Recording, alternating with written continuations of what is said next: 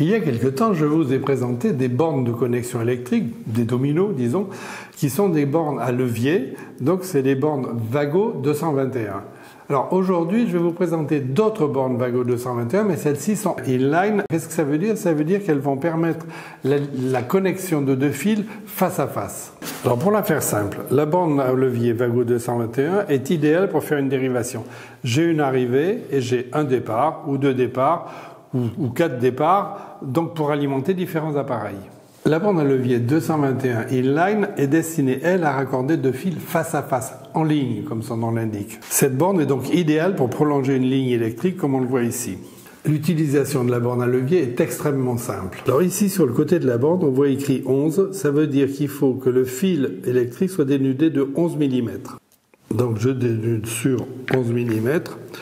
Enfin, ça sera toujours à peu près. Alors, si comme ici, j'ai dénudé beaucoup trop, puisque là, je suis pratiquement à 20 mm, voilà, c'est pas difficile de couper.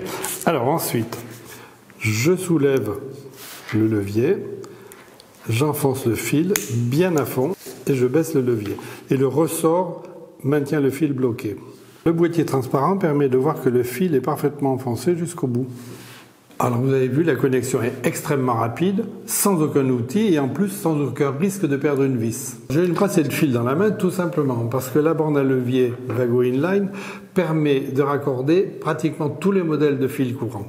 Alors rigide ou souple, monobrin ou multibrin et avec une section de 0,2 à 4 mm de diamètre.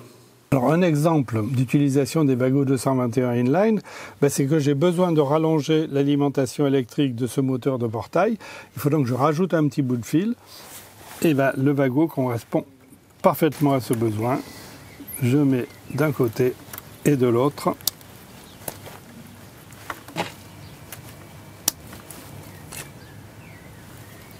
Et évidemment, ces raccordements se font hors tension.